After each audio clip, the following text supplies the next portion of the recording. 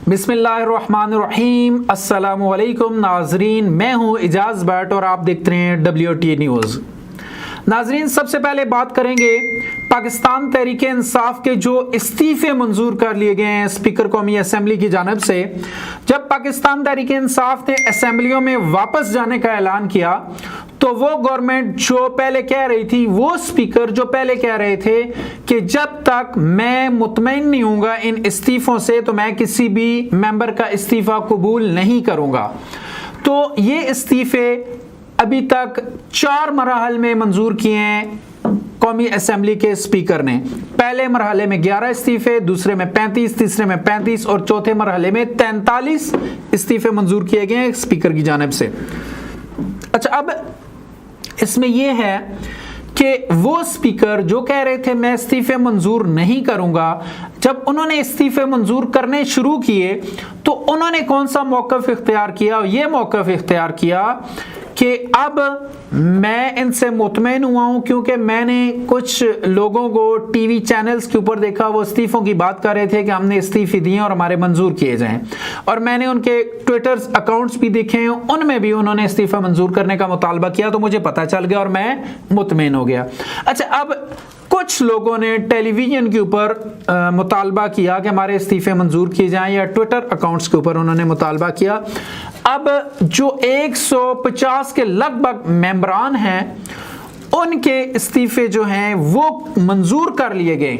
वजह क्या है कि इस्तीफ़े मंजूर कर लिए गए? वो स्पीकर जो कह रहे थे कि पहले मैं मुतमईन नहीं था, अब वो अचानक से मुतमईन हो गए। तो मेरे ख्याल में इन स्पीकर का नाम मुतमईन स्पीकर होना चाहिए। तो ये अचानक से मुतमईन क्यों हो गए? क्योंकि पाकिस्तान तहरीक इंसाफ ने ये किया कि असम्बली में दोबारा वापस जाते हैं, अपोजिशन लीडर अपना बनाते हैं। जब अपोजिशन लीडर अपना बनेगा तो वज़ीर आज़म और अपोजिशन लीडर मिलकर निगरान सेटअप लाएंगे, और ऐसा मुमकिन था कि वज़ीर आज़म और अपोजिशन लीडर ये ऐसा सेटअप लाएं जिस पे किसी को भी एतराज़ ना हो। अब चूंकि अपोजिशन लीडर राजा रियाज हैं तो शहबाज शरीफ साहब राजा रियाज साहब के साथ जब मिलकर अपना निगरान सेटअप लाएंगे तो वो तो शहबाज शरीफ अपनी मर्जी का नाम देंगे और राजा रियाज साहब उस पे ऊपर फौरन दस्तखत करके उसको एक्सेप्ट करके निगरान वज़ीर आज़म बना देंगे।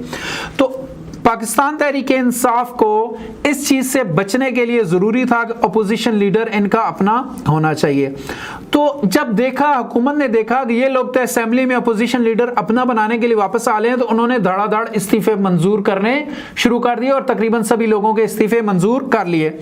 अब मुनहरिफ अरकान की जो तादाद है कौमी असम्बली के अंदर वो है 23, यानी राजा रियाज साहब के पास 23 लोग हैं। जबकि मैं आपको ज़बरदस्त किस्म की बात बताता चलूं कि 34 नशिस्तें इस वक्त पाकिस्तान तहरीक इंसाफ के पास ऐसी हैं जो कि स्पेशल नशिस्तें हैं, जिनके ऊपर ख़वातीन या माइनॉरिटी के जो अरकान हैं वो हैं।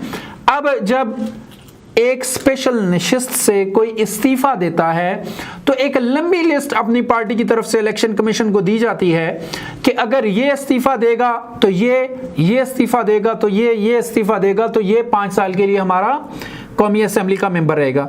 अब ये जो 34 नशिस्तें हैं ये तो पाकिस्तान तहरीक इंसाफ के पास 5 सालों के लिए हैं, यानी जब तक ये टेन्योर मुकम्मल नहीं हो जाता तो ये हमेशा 5 सालों के लिए पाकिस्तान तहरीक इंसाफ के पास ही रहेंगी। वो किसी सूरत भी कोई छीन नहीं सकता इन नशिस्तों को। अब 34 मेंबर्स पाकिस्तान तहरीक इंसाफ के होंगे और 23 मेंबर जो मुनहरिफ अरकान के हैं। तो अब हुकूमत को ये बात समझ में नहीं आ रही कि जब हम इनके मुकम्मल इस्तीफ़े मंजूर कर लेंगे इस डर की वजह से कि अपना अपोजिशन लीडर बना लेंगे, तो फिर भी तो अपोजिशन लीडर ये बना सकेंगे क्योंकि अभी 34 अरकान का नोटिफिकेशन होना है पाकिस्तान तहरीक इंसाफ के ही लोगों का। तो उनमें से जो पाकिस्तान तहरीक इंसाफ के लोग हैं वो जाके अपना अपोजिशन लीडर बना लेंगे, पार्लिमानी जो कमेटी है उसका भी लीडर बना लेंगे।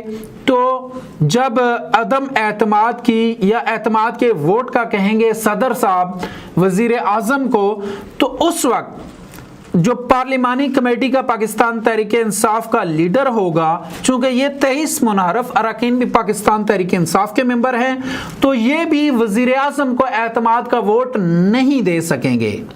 तो उन लोगों को, हुकूमत को ये बात समझ नहीं आई कि ऐसा हम करेंगे तो फिर भी तो अपोजिशन लीडर या पार्लिमानी लीडर पाकिस्तान तहरीक इंसाफ के अंदर से ही होगा। अब देखना यह है कि ये 34 अरकान असेंबलियों में जाके अपना वो हक हासिल कर पाते हैं या नहीं कर पाते।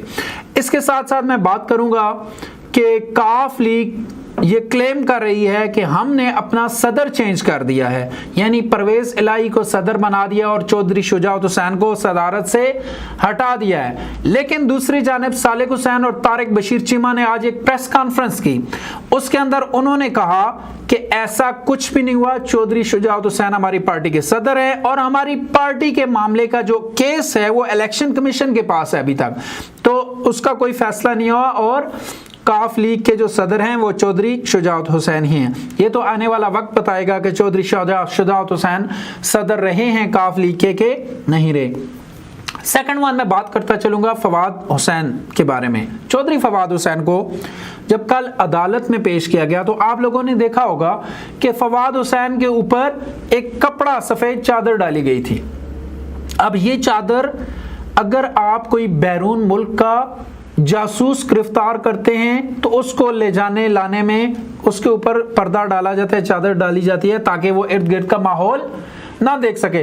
तो ये एक साबिक वफाकी वजीर है और उनके साथ जासूसों जैसा सलूक समझ में नहीं आता। अब देखते हैं ये ऊंट किस करवट बैठता है। अदालत ने उनके लिए 2 दिन के रिमांड का टाइम दिया है, तो देखते हैं 2 दिन के बाद क्या निकलता है। अब तक के लिए इतना ही। अपना ख्याल रखिएगा, अपने इस चैनल का भी। अल्लाह हाफिज।